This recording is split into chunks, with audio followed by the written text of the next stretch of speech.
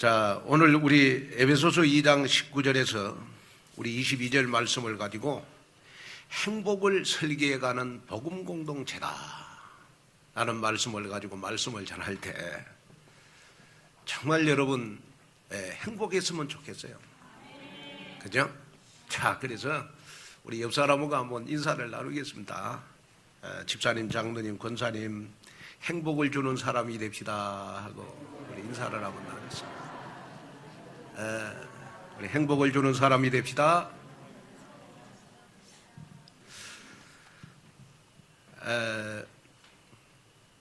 제가 요즘 기도할 때마다 하나님이 저에게 주시는 음성이 있어요. 그 음성이 뭐냐?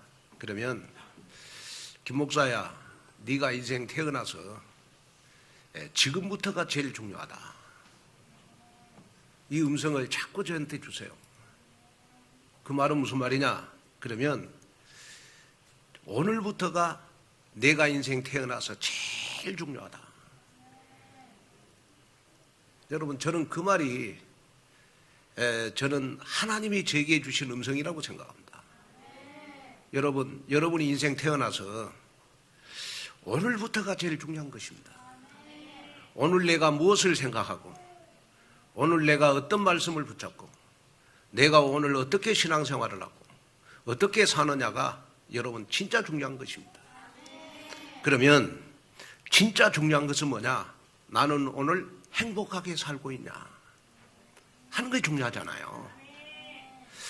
그래서 저는 지금부터 제가 온누리교회를 32년 섬겼습니다. 32년 섬겼는데 32년 섬기면서 항상 새롭게 시작을 했습니다마는 목회를 오늘부터 새롭게 시작하려고 그럽니다.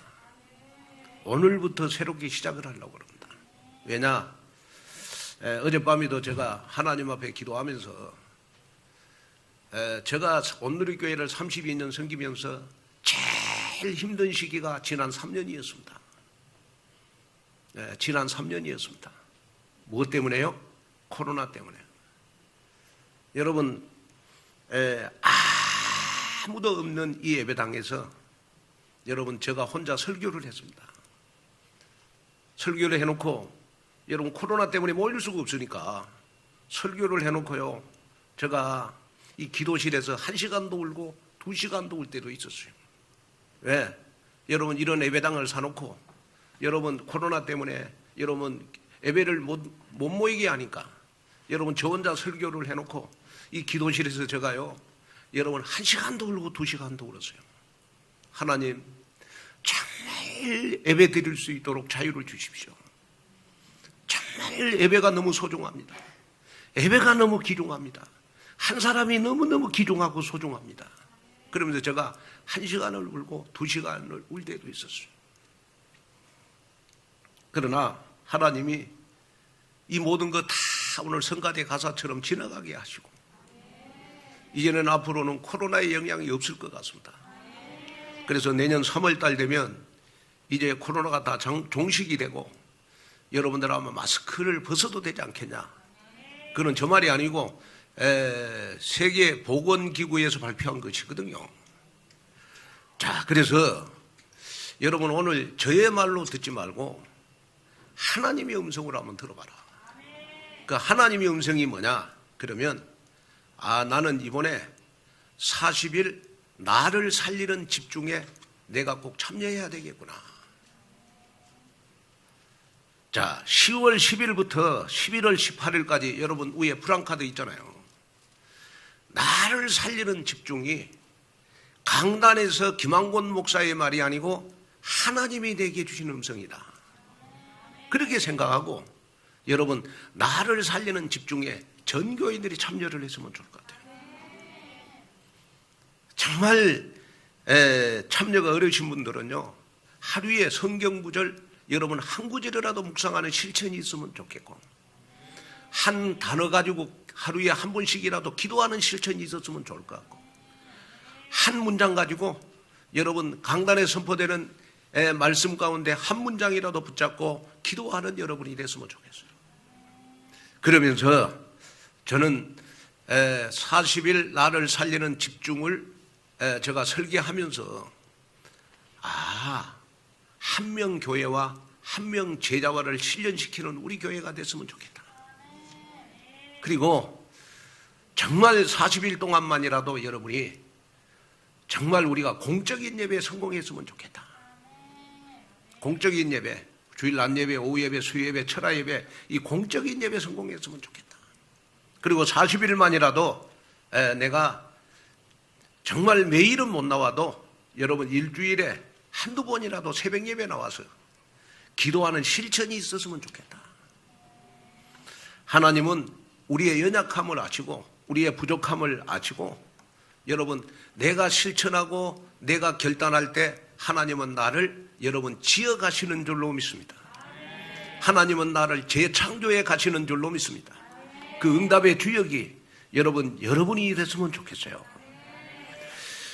자, 여러분들은 어떤 문제, 사건, 상처, 시험이 왔을 때 어떻게 대응하시나요?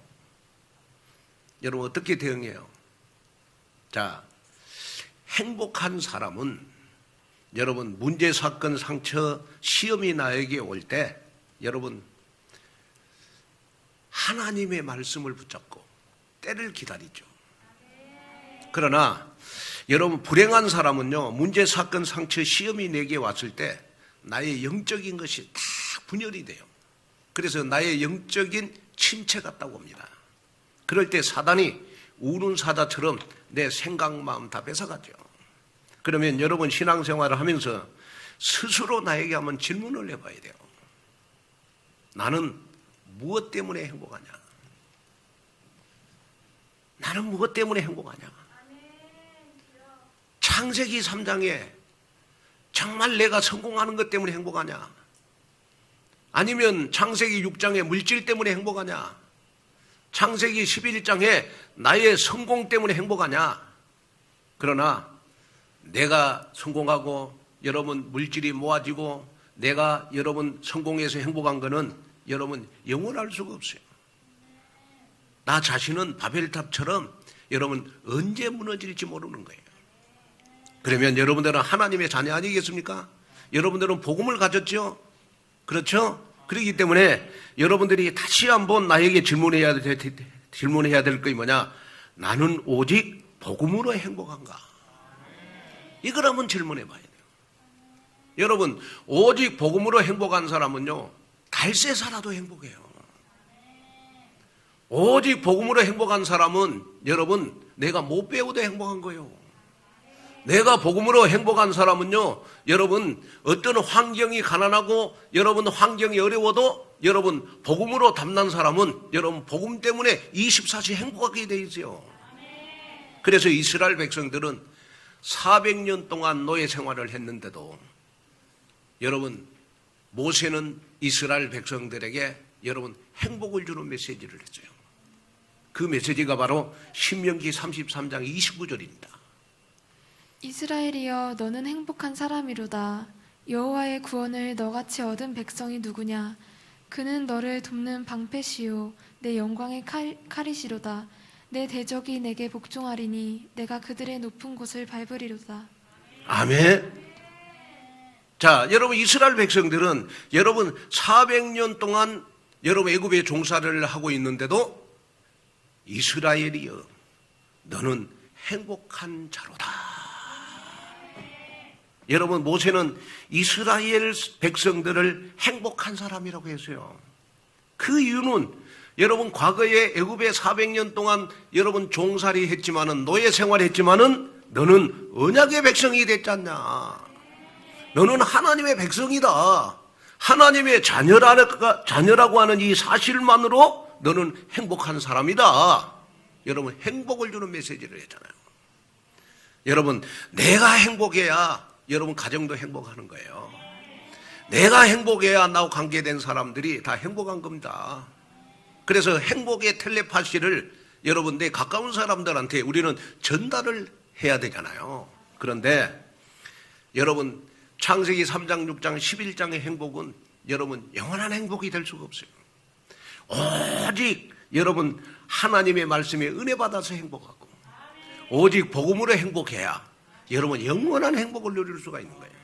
왜냐? 그러면 여러분 하나님이 우리 인간을 창조할 때요 우리 인간에게만 영혼을 주셨어. 다시 말하면 창세기 1장 26절 28절에 보니까 우리 인간에게만 하나님의 형상대로 우리 인간을 창조한 거예요. 그러면서 우리 인간에게 여러분 생기를 부어주셨어. 그 생기가 바로 여러분 생명, 여러분 영혼이 됐어요. 그래서 우리 인간만 하나님을 만날 수 있고 우리 인간만 예배 드릴 수 있고 우리 인간만 여러분 하나님 앞에 기도할 수 있잖아요. 그래서 원래 우리 인간은 여러분 하나님의 형상대로 창조됐기 때문에 우리 인간은 아무 문제가 없었어요. 그런데 창세기 3장에 여러분 이 아담과 하와가 여러분 뱀의 유혹에 빠져서 여러분 선악과를 따먹음으로 하나님을 떠나서 하나님을 떠난 증거로 우리 인간은 로마서 3장 23절에 영원한 여러분 죄인이 됐어요. 그리고 요한복음 8장 44절에 보니까 여러분 하나님을 떠난 사람들은 여러분 마귀가 아비가 돼서 누구를 따르는 자가 돼요? 마귀를 따르는 자가 돼요.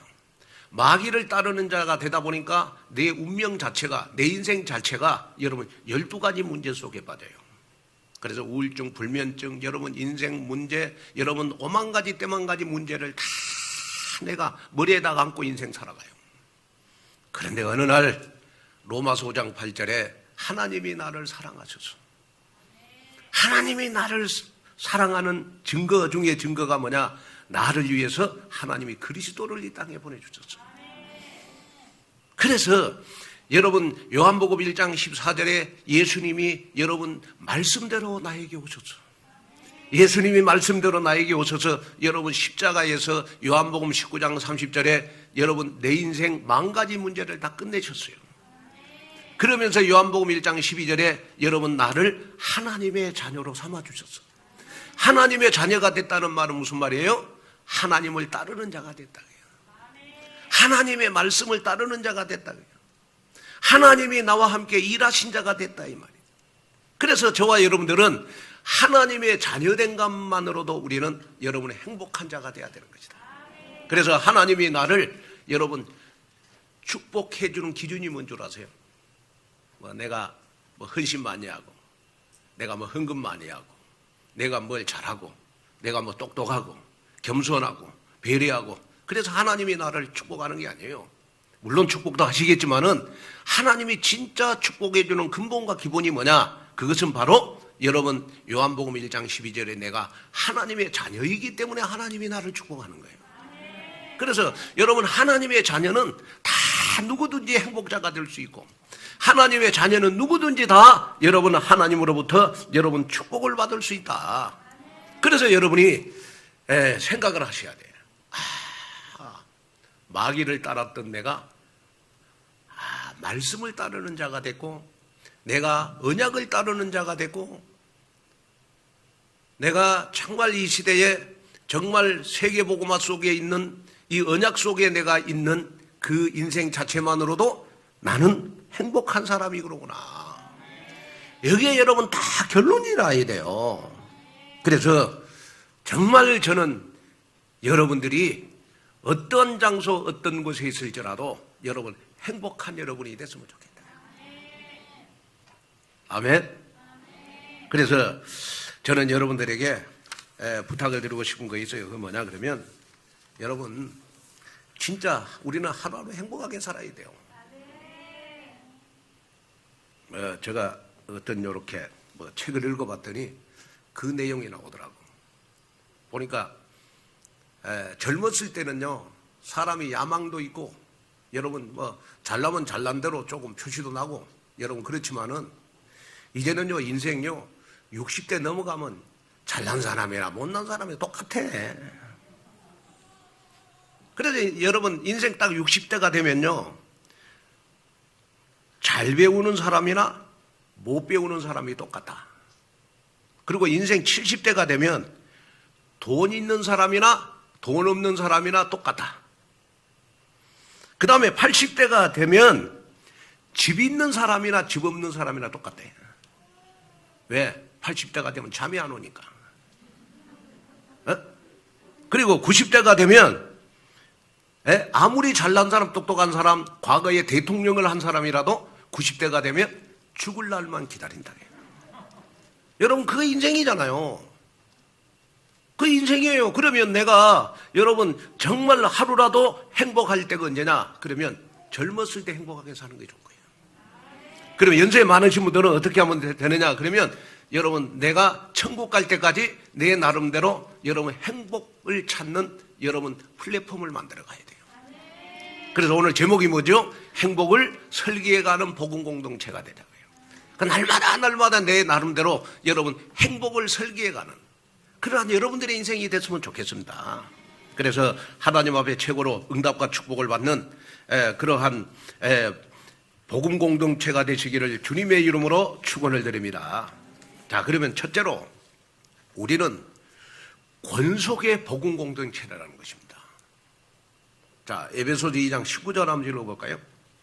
그러므로 이제부터 너희는 외인도 아니요 나그네도 아니요 오직 성도들과 동일한 시민이요 하나님의 권속이라. 자, 오늘 본문을 통해서 사도 바울은요, 우리가 하나된 공동체 안에서 어떤 영적 정체성을 가지고 살아가야 되는지에서 말씀을 해주고 있어요.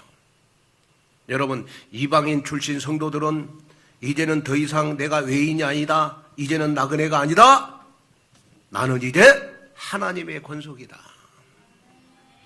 하나님의 권속이다. 자, 여러분, 여러분이 여기에서 기억해야 될 말이 있어요. 그 뭐냐? 그러면 권속이라는 말이 무슨 말이냐? 권속. 권속이라고 말하는 헬라어에 보니까 오이케이오스라고 하는 말이에요. 여러분, 우리 자막을 한번 보세요. 오이케이오스라고 하는 말은 무슨 말이냐? 그러면 한 가족이라는 말이에요. 한 가족. 그러니까 이게 권속이라는 말은 여러분 한 가족이라는 말이거든요. 자, 여러분 외인, 나는 뭐 믿음도 없고 뭐 연약하고 교회에서 늘 뭐 사이드로 신앙생활 하니까 나는 온누리 가족이 아니다, 그렇게 생각하지 마시기를 바랍니다. 여러분이 온누리 교회에 등록한 것만으로도 여러분들은 온누리 교회의 한 가족이다. 또 여기에 보면 나는 나그네. 여기에 나그네라는 말은 매일 교회 출석을 못해. 그냥 여러분 시간 되면 교회 출석하고 시간 안 되면 여러분 출석을 못하고 그럴지라도 나그네일지라도 여러분 온누리교회 등록한 이상 여러분들은 온누리교회 한 가족이라. 그러면서 우리는 누구의 권속이다? 하나님의 권속이다. 자, 여러분들은 나는 누구냐 했을 때 나는 온누리교회 한 가족이다. 이런 여러분 복음 공동체 의식을 여러분이 가지고 신앙생활을 해야 돼요. 저는 빌립보서 3장 1절에 보니까요, 우리의 시민권은 하늘에 있는지라 거기로부터 구원하는 자 곧 주 예수 그리스도를 기다리노니. 여러분이 아무리 모자라고 부족해도 여러분이 하나님의 자녀가 되는 순간 여러분들은 천국 시민권이 됐어요. 천국의 시민권자가 됐어. 천국의 시민권자라는 말은 구원받았다는 말이고, 천국의 시민권자라는 말은 여러분이 하나님의 자녀가 됐다는 말 아니겠습니까? 그래서 여러분이 마음속에 다 가져야 될 거 있어요. 왜 우리는 여러분 한 가족이냐 그러면 가족은 피로 하나 된 공동체가 가족이잖아요. 그래서 여러분 가족들은 다 여러분 혈액형으로 다 맺은 여러분 피의 공동체가 가족이잖아요. 그죠? 그러면 여러분 우리 온누리 교회는 여러분 누구의 피로 우리는 한 가족이 됐느냐? 우리는 예수의 피로 한 가족이 됐다. 우리는 예수의 피로 여러분 온누리 교회 여러분 한 가족이 됐다. 그래서 우리 온누리 교회는요, 여러분 우리 태영아보도 하나님을 아버지라고 불러. 또 나이 연세 많으신 우리 여러분 권사님들도 하나님을 여러분 아버지라고 불러요. 우리 온누리 교회는 여러분 하나님을 형님이라고 부르는 사람 아무도 없어요. 그렇잖아요. 또 여러분 한번 생각해 보세요. 자, 하나님을 우리 여자 성도님들 여러분 하나님을 여러분 아버지라고 부르지 여자 성도님들 하나님을 오빠라고 부른 사람 하나도 없습니다. 태영아부나 연세 많으신 분들이나 우리는 온누리교회 한 가족 공동체이기 때문에 하나님을 우리는 아빠라고 부르잖아요. 아빠. 그래서 우리는 한 공동체예요. 아멘. 그러면 우리는 한 가족이잖아요. 여러분 왜 가족이 필요하냐? 가족은 여러분 때로는 싸울 수 있어요. 부부간에도 때로는요, 부부간에도 영적 문제만 좀 있고 하는 부부들 보면요, 피터지게 싸웁니다. 그런데 결정적일 때는 가족이 하나 되잖아요. 서로 힘들고 어려울 때. 그게 가족이잖아요. 만약에 여러분 가족 가운데 갑자기 쓰러져가 응급치료 가면 누가 제일 먼저 가죠? 가족이 제일 먼저 가잖아요. 그렇죠? 그러면 우리가 진짜 한 가족이기 때문에 여러분이 마음에 담아야 될 거 있어요. 그게 뭐냐 그러면 아무리 온누리교회 영적으로 믿음이 없고 연약하고 복음이 약한 분들일지라도 나는 저 가족을 도와야 되겠다. 여러분 그 공동체 의식을 가지고 신앙생활을 해야 돼. 그래야 교회 안에서 율법이 안 나가. 교회 안에서 여러분 그래야 여러분 성도 한 사람 한 사람을 내 마음에 담고 사랑할 수가 있는 거예요. 자, 그러면 여러분 우리는 주 안에서 한 몸이 됐기 때문에 우리는 한 가족 확실하게 맞죠? 확실하게 맞죠? 그러면 우리 옆 사람하고 가면 인사 다시 한번 하겠습니다. 집사님, 장로님, 권사님 우리는 한 가족입니다. 나한테 인상 쓰지 마세요. 아멘?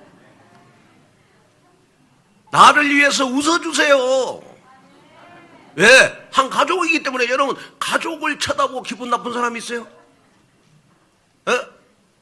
가족을 쳐다보고 기분 나쁜 사람이 있냐고. 우리 부모님들 자식 쳐다보고 여러분 정말 우리의 집에 있는 사람이 있어요? 아무도 없잖아요. 가족은 다 보면 볼수록 즐거운 거예요. 그러면 우리는 여러분 가족의 복음 공동체이기 때문에 여러분 복음 공동체는 여러분 어떻게 생활을 해야 되느냐. 그 성경 구절이 사도행전 2장 우리 42절 47절에 나와 있어요. 자, 첫째, 여러분 가족 공동체는요 가르침을 받는 공동체예요. 자, 한번 43절 한번 읽어볼까요? 2장 43절. 사람마다 두려워하는데 사도들로 말미암아 기사와 표적이 많이 나타나니. 자, 여기에 보니까요 여러분 사도의 가르침을 받는 가족 공동체에게 어떤 일이 일어나느냐 그러면 내 삶 속에 여러분 기사와 표적이 많이 일어난다. 자, 그래서 가족은 반드시 여러분 가족들은 반드시 누구 중심으로 하나 돼야 돼요? 아버지 중심으로 하나가 돼야 돼요. 아버지 중심으로 하나 돼야 돼요. 그래야 여러분 가족들이 질서가 있어요. 교회도 마찬가지입니다. 교회도 하나님이 여러분 초대교회가 여러분 로마를 정복했던 것은 뭐냐? 그러면 초대교회 교인들이 사도의 가르침을 잘 받았습니다. 여러분 신앙생활이 정말 하나님 내 신앙생활에 가장 나는 누가 뭐라고 해도 사도의 가르침을 잘 받는 나의 신앙생활이 되기를 원합니다. 이 공동체가 돼야 돼요. 그럴 때 여러분들의 삶 속에 여러분 표적과 기사가 나타나는 역사 일어나는 줄로 믿습니다. 그거에 여러분들 딱 이렇게 내 체질이 딱 돼야 돼요. 하나님 나는 목사님과 영적으로 소통하는 그러한 사도의 가르침을 받는 가족 공동체가 되기를 원합니다. 그 다음에 두 번째는 가족의 공동체는 사랑하는 공동체가 돼야 돼요. 사랑하는 공동체. 그래서 오늘 사도행전 2장 41절에 보면요 여러분 세례를 받는 사람만 3,000명이 나왔다 그랬어요. 여러분 초대교회가 여러분 정말 사도의 가르침을 받고 여러분 사랑의 공동체를 이루니까 여러분 세례를 받는 사람들이 여러분 3,000명이 일어났다. 그리고 셋째, 여러분 가족의 공동체는 여러분 예배하는 공동체입니다. 예배하는 공동체. 그래서 여러분 우리가 사도행전 2장 우리 43절에서 45절에 보면 여러분 초대교회는 날마다 떡을 뗐어요. 떡을 뗐다는 말은 음식을 나눈다는 의미보다는 예배에 모여가지고 여러분 매일 예배 드릴 때마다 여러분 성만찬을 했다는 거예요. 여러분 우리는 예수의 피로 주 안에서 하나 된 공동체이기 때문에 우리는 어떻게 하든지 예배하는 공동체가 돼야 돼요. 그래가지고 정말 여러분이 주 안에서 하나 된 공동체라면 나는 그래도 세상에 있는 시간보다는 내가 예배하는 시간이 너무 즐겁구나, 너무 행복하구나 하는 예배 공동체가 돼야 된다니까요. 그리고 우리는 가족 공동체가 돼야 되니까 우리는 여러분 넷째는 전도하는 공동체가 돼야 돼요. 그런데 여러분 진짜 전도 중에 전도는 어떤 것이 전도냐? 우리 47절 한번 읽어보겠습니다. 사도행전 2장 47절. 하나님을 찬미하며 또 온 백성에게 칭송을 받으니 주께서 구원받는 사람을 날마다 더하게 하시니라. 자, 진짜 전도 중에 전도는요, 우리가 밖에 나가서 전도하는 것도 전도지만은 진짜 전도는 백성에게, 온 백성에게 칭찬을 받는 거. 그게 진짜 전도거든요. 자, 이 말은 무슨 말이냐? 그러면요, 여러분들 가까운 사람들한테 진짜 여러분이 온누리 교회 와가지고 응답받는 거 10가지만 이야기해 보세요. 정말 우리 온누리 교회 여러분 장로님들 자랑 10가지만 해보세요. 우리 최랑 목사님 여러분 자랑 10가지만 해봐. 그러면 여러분들 주위에 있는 사람들 여러분 중심으로 다 모이게 돼 있어요. 그게 전도거든요. 근데 전도를 진짜 방해하는 사람이 어떤 사람이냐? 그러면 교회에 대해서 불신앙하고 교인들에 대해서 막 안 좋은 이야기하고, 이거는 진짜 전도를 막는 거거든요. 그러니까 하나님이 안 기뻐하는 거거든요. 그래서 여러분이 오늘 정말 우리는 행복으로 하나 된 공동체니까 하나님, 나는 나하고 가까운 사람, 우리 교회 장로님들, 권사님들, 우리 최랑 목사님, 나는 자랑할 거 10가지만 기록하겠습니다. 그리고 내 가까운 사람들한테 늘 자랑할 때 우리는 온 백성에게 칭송을 받는 여러분 전도의 축복이 나타날 줄로 믿습니다. 그래서 저는 저에 대해서 내가 장점을 한 50가지를 적어봤어. 나에 대해서 읽어줄까요? 에? 안 읽어줘요? 안 읽어. 최랑 목사님에 대해서 나는요 20가지 장점 가지고 있어요. 김세광 전사님에 대해서 내가 장점 한 10가지 가지고 있어. 그 최근에 장점이 더 하나 늘어났어. 그 장점이 뭐냐? 운전면허증 따는 거 장점. 그리고 한 주간 동안 여러분 덕평까지 여러분 운전하고 다녔잖아요, 세광희 전사님. 그거 장점이야. 그래서 만날 때마다 내가 세광희 전사님 등 떨어주면서 김 전사님 너무 축하합니다. 그랬더니 어깨가 요러다가 내가 등 떠들니까 쫙 펴는 거 있죠. 그것이 여러분 온 백성을 칭송하는 거거든요. 그게 최고의 전도야요.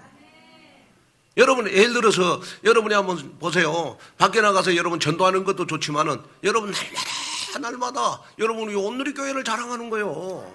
우리 온누리 교회는 복음 있는 교회, 여러분 2, 3, 7, 5천 종족을 살리는 교회, 여러분 항상 목사님이 강단에서 복음만 이야기하는 교회, 여러분 한 10가지만 여러분 가까운 사람들 이야기해 보라니까.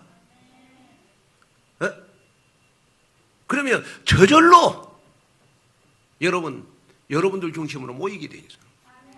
그게 전도잖아요. 오늘 여러분 전도하는 공동체가 여러분이 됐으면 좋겠다. 그래서 바울은 고린도전서 12장 13절에 이런 말씀을 했어요.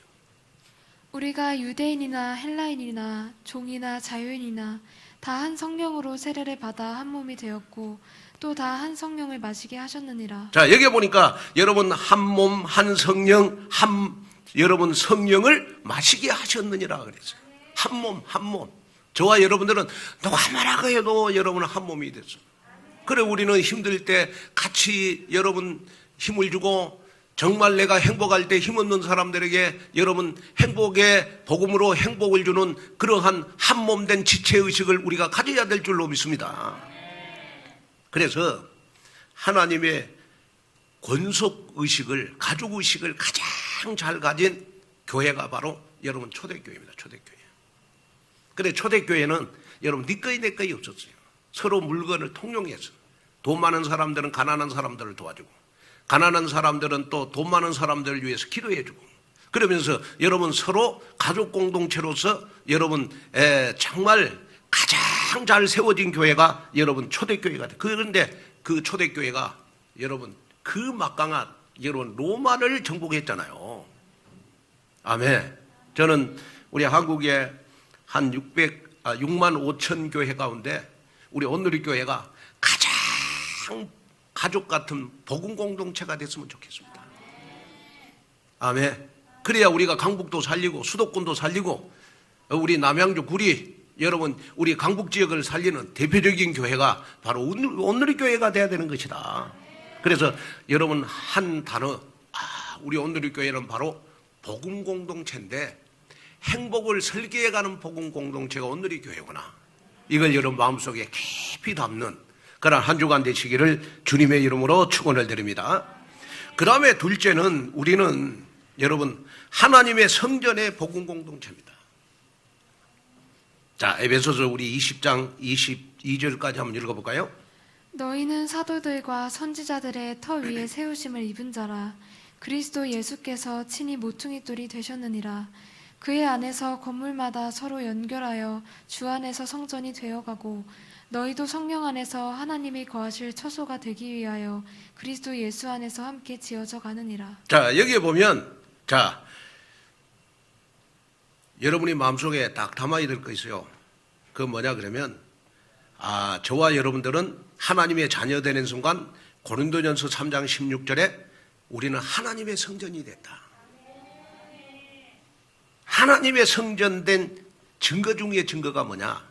바로 고린도후서 6장 16절에 나와 있어요.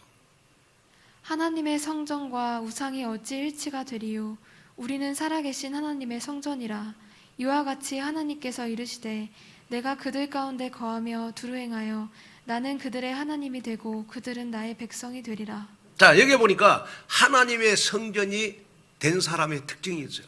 그 특징이 뭐냐? 고린도후서 6장 16절에 보면 우리는 죽어있는 하나님의 성전이다. 우리는 살아있는 하나님의 성전이라는 거예요. 불행한 사람이 행복해지는 것이 하나님의 성전이다. 슬픔 가운데 있는 사람 가운데 여러분 복음으로 기쁨을 찾는 것이 하나님의 성전이다. 저주, 재앙, 지옥의 권세에서 여러분 행복을 만들어내는 여러분 하나님의 자녀의 축복을 여러분 받는 것이 바로 하나님의 성전이다. 저주 가운데 있는 내가 정말 복덩어리가 되는 것이 바로 하나님의 성전이다. 그래서 여러분들은 아무리 모자라고 부족해도 성령이 여러분들 마음속에 내주하시고 여러분 인도하시고 역사하시니까 하나님이 여러분들과 함께 일하세요. 하나님이 나와 함께 일하시니까 나는 정말 살아있는 성전이구나. 그래서 믿음이 성장될 수밖에 없고 내가 기도가 응답될 수밖에 없고 나를 통하여 한 명 교회와 한 명 제자가 이루어질 수밖에 없구나. 여러분 이 믿음을 가져야 된다니까요. 여러분 혹시 힘 빠질 때마다 항상 가슴에다가 손을 얹어놓고 여러분 묵상하세요. 나는 살아계신 하나님의 성전이다. 아멘. 여러분 병든 사람들이 있어요. 하나님 정말 내 병을 치유해 주세요. 왜냐? 내 몸은 살아계신 하나님의 성전입니다. 하나님이 나와 함께 일하시는 하나님의 성전입니다. 여러분 이 믿음을 가지셔야 돼요. 그런데 여러분 20절에 보면 너희는 사도들과 선지자들의 터 위에 세우심을 입은 자라 그랬어요. 여기서 사도들과 선지자들의 터는 사도들과 선지자들이 성령의 감동으로 기록한 하나님의 말씀을 가리키는 겁니다. 하나님의 말씀만이 하나님의 성전된 우리 인생의 여러분 플랫폼이 되는 겁니다. 그래서 사도 바울은 특히 하나님의 말씀의 핵심이 바로 예수가 그리스도다. 여러분, 이걸 말씀해 주고 있어요. 그래서 우리의 신앙생활의 터는, 신앙생활의 근본과 기본은 하나님의 말씀이 중심이 되어야 되는 것이다. 자, 그러면서 20절에 그리스도 예수께서 친히 모퉁이 돌이 되셨느니라. 자, 바울이요, 활동하던 당시에는요, 건축 양식을 바울이 예를 들어 설명하고 있어요. 그런데 당시에는 여러분 건물을 지을 때요, 가장 중요하게 여기는 것이 바로 모퉁이 돌이었어요. 이 모퉁이 돌은 건물을 짓는 여러분 기준이 될 뿐만 아니라 이 모퉁이 돌을 중심으로 여러분 벽돌이 한 장 한 장 쌓아져서 여러분 건물이 지어지는 겁니다. 그래서 이 모퉁이 돌이 없는 건물은 여러분 상상할 수가 없는 거예요. 그러면 영적으로는 이 모퉁이 돌이 누구를 말하는 것이냐? 바로 내 인생 모든 문제 해결자 예수가 그리스도다. 그래서 그리스도가 여러분 영적으로는 여러분 내 인생의 여러분 모퉁이 돌이 되는 거예요. 그래서 건물이 모퉁이 돌이 없는 건물은 무너지듯이 여러분 그리스도가 중심이 된 신앙생활은 절대로 무너지지 않는다. 정말 나는 힘들고 어려워도 만 가지 문제가 있을지라도 내 인생에 예수는 그리스도다. 여러분 이것이 여러분 영적으로 여러분 내 신앙에 여러분 모퉁이 돌이 돼야 돼요. 그러면 교회적으로는 모퉁이 돌이 뭘 의미하는 것이냐? 이 모퉁이 돌은 그 교회적으로 보면, 교회론적으로 보면 이 모퉁이 돌은 바로 나를 의미하는 것이다. 나를 의미하는 것이다. 자, 성도 여러분, 우리는 예수 그리스도를 중심으로 서로 연결되어서 한 성전으로 지어져가는 여러분 벽돌이라는 사실을 기억해야 돼요. 그래서 여러분이 마음속에 딱 담아야 될 것이 뭐냐 그러면 237 나라 5천 종족을 살리는 한 방향, 한 목적을 향해서 우리 온누리교회는 지어져 가고 있구나. 야, 그리스도가 모퉁이 돌이라면 나는 벽돌이구나. 정말 건물을 짓는데 여러분 모퉁이 돌이 무너지면 여러분 건물이 무너지듯이 온누리교회는 내 자신이 모퉁이 돌이 돼야 되겠구나. 그래서 내가 무너지면 온누리교회가 다 무너지고 내가 살아나면 온누리교회는 다 살아나는 거구나. 그래서 교회론적으로 보면 이 모퉁이 돌은 바로 여러분 나 한 사람을 말하는 거예요. 그래 여러분 마음속에 담아야 될 게 뭐냐? 나는 모자라고 부족할지라도 나는 온누리교회 모퉁이 돌이다. 그래서 교회에 오실 때 어깨 착 펴시고 여러분 집에서 혹시 어젯밤에 부부 싸움 할지라도 교회 오실 때만큼은 여러분 행복하게 오시면 돼요. 왜요? 여러분 온누리교회 모퉁이 돌이 여러분들이니까. 아멘. 그래서 우리가 모퉁이 돌이기 때문에 여러분들이 우리는 두 가지 영적 교훈을 좀 찾아봐야 돼요. 그 첫째가 뭐냐? 그러면 어느 한 사람도 소중하지 않는 사람이 온누리교회에 없다. 다 소중하다. 건물을 짓다가 벽돌 하나하나가 빠져나가면 건물은 다 무너지잖아요. 여러분 온누리교회에 한 사람이 없으면 여러분 온누리교회는 무너지게 돼 있는 거예요.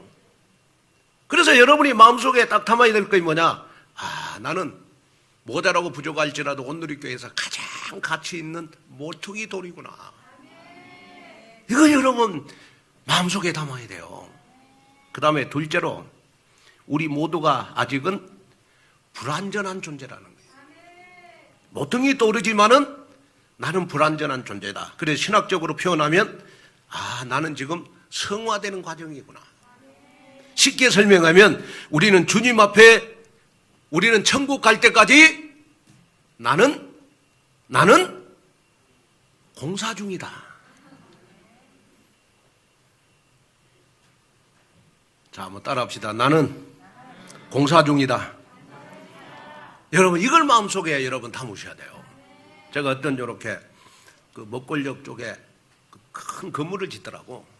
그래서 제가 요렇게 쭉 건물 짓는 걸 돌려봤는데 계속 건물 짓는 여러분 좌우로 기록된 문구가 딱 하나 있어요. 뭐냐? 지금은 공사 중. 지금은 공사 중. 근데 그 편말이 언제 떼는 줄 아세요? 건물이 다 완공될 때잖아요. 무슨 말이냐? 여러분 오늘이 교회 오셔가지고 여러분 혹시 뭐 좀 내 마음에 안 들고 영적 문제가 드러나고 좀 눈에 거슬리고 조금 그런 거 있을지라도 우리는 복음의 공동체이기 때문에 조금 여러분들 마음속에 아이고 저분은 지금 공사 중이시구나. 아멘. 그러면서 넘어가셔야지. 아멘. 그냥 뭐 상대방의 잘못한 걸 꼬집고 그냥 막 여러분 내가 가지고 있는 그냥 상처를 다 폭발해버리면 여러분 모퉁이 돌이 다 무너지잖아요. 그러면 우리 교회가 무너지잖아요. 저는 여러분들에게 꼭 부탁을 드립니다. 우리 온누리 교회는 여러분 함께 지어져가는 공동체다. 자, 그래서 오늘 본문 22절을 보면요 너무 기중한 말씀이 있어요. 한번 읽어볼까요? 너희도 성령 안에서 하나님이 거하실 처소가 되기 위하여 그리스도 예수 안에서 함께 지어져 가느니라. 자, 여기 보니까 여러분 저와 여러분들은 한 공동체로서 함께 지어져 가느니라. 지어져 간다는 말은 무슨 말이에요? 하나님이 지금 나를 공사 중이란 말이야. 공사 중이라. 여러분 우리가 교회 안에서 신앙생활 할 때 마음에 안 들고 내 눈에 거슬리고 조금 여러분 뭐 영적 문제가 드러나고 조금만 여러 가지 조금 여러분 뭐 내 눈에 거슬리는 그러한 나에게 상처를 주는 그런 사람이 있을지라도 우리는 그리스도의 피로 주 안에서 복음 공동체가 됐기 때문에 저분은 지금 공사 중이시구나. 내가 기도해 줘야 되겠구나. 하나님이 지금 함께 지어져 가고 있구나. 하나님이 만들어져 가고 있구나. 하나님이 재창조해 가고 있구나. 그래서 저는 우리 렘넌트들 같은 경우에는 제가 모자라고 부족함이 보일지라도 우리 렘넌트들 같은 경우에는 하나님이 서밋으로 지금 지어져 가고 있구나. 정말 가난하고 좀 어려운 분들 만나면 저분들은 지금 하나님이 복의 근원으로 복댕이로 하나님이 지어져 가고 있구나. 또 좀 제자들이 보이면 70나라 70 제자들을 살릴 만큼 지금 제자로 지어져 가고 있구나. 또 교회에 헌신하신 분들을 보면 보호자 동력자 식균으로 하나님이 지금 지어져 가고 있구나. 이걸 볼 수 있는 그러한 영안이 여러분들이 열려가지고 우리는 유니티 원네스의 축복을 누리셔야 돼요. 아멘. 종교 개혁자들의 슬로건 중에 아드 폰테스라는 말이 있습니다. 이 말은 셈으로 돌아간다는 말이에요. 셈으로 돌아간다. 근원으로 돌아가자, 본질로 돌아가자는 의미입니다. 여러분, 우리가 여러분 신앙생활 힘들고 어려울 때 이스라엘 백성들은 노예가 되고 포로가 되고 속국이 되고 유랑민이 된 이유가 바로 본질을 놓쳤기 때문에 그래요. 여러분 우리의 영적 본질이 무엇입니까? 바로 하나님의 말씀으로 돌아가는 겁니다. 그래서 여러분 항상 교회에 오시면 다른 거 신경 쓰지 마시고 나는 오늘 어떻게 하면 하나님의 말씀을 나는 집중할 수 있을까? 나는 어떻게 하면 오늘 말씀의 은혜 받을까? 오늘 어떻게 하면 나는 영적 영향력을 다른 사람한테 입힐까? 그러면서 나를 통하여 하나님 생명이 살아나기를 원합니다. 그래서 오늘 이 복음 공동체가 이처럼 나와 함께 복음 공동체로, 제자 공동체로, 생명 살리는 영적 공동체로 하나님 만들어가는 제자로 함께 지어져가는 공동체가 되게 해 주시옵소서. 그렇게 기도하는 여러분이 되시기를 주님의 이름으로 축원을 드립니다. 자, 결론으로 말씀을 마치려고 합니다. 그 결혼식 축하로 많이 부르는 노래가 있어요. 그 가사가 너무 좋더라고. 제가 결혼식에 갔더니 그 가사를 부르는데 너무 가사가 마음에 와닿아요. 그 제목이 뭐냐 그러면 그대 내게 행복을 주는 사람. 그대 내게 행복을 주는 사람. 제가 너무 가사가 좋아가지고 우리 랩런트한테 내가 부탁을 했어요. 그랬더니 좀 무반주로는 조금 부르기가 힘든가 봐. 그래서 제가 부를 수는 없고 그냥 가사만 한번 읽어드릴 테니까 한번 마지막으로 한번 집중해서 들어보세요. 내가 가는 길이 험하고 멀지라도 그대 함께 한다면 좋겠네. 우리 가는 길에 아침 햇살 비치면 행복하다고 말해주겠네. 이리저리 들려봐도 제일 좋은 건 그대와 함께 있는 것. 그대 내게 행복을 주는 사람. 내가 가는 길이 험하고 멀지라도 그대 내게 행복을 주는 사람. 때론 지루하고 외로운 길이라도 그대와 함께 간다면 좋겠네. 때론 즐거움에 웃음 짓는 나날 이어서 행복하다고 말해주겠네. 이리저리 들려봐도 제일 좋은 건 그대와 함께 있는 것. 그대 내게 행복을 주는 사람. 이 가사가 너무 좋아요. 여러분, 마지막 결론으로 제가 여러분들의 부탁을 드리고 싶은 거 있습니다. 우리는 그리스도의 피로 한 가족이 됐어요. 우리가 서로 행복을 주는 사람이 되자.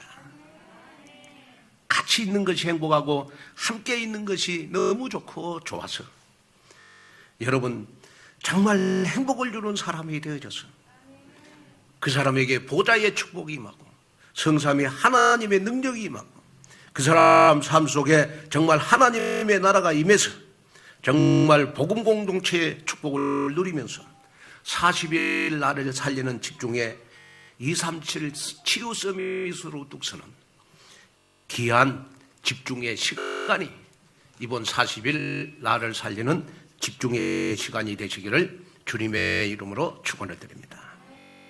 기도하겠습니다. 하나님 아버지 감사를 드립니다. 오늘도 정말 나는 오직 복음으로 행복합니다. 복음을 설계해가는 복음 공동체가 되게 하여 주시옵소서.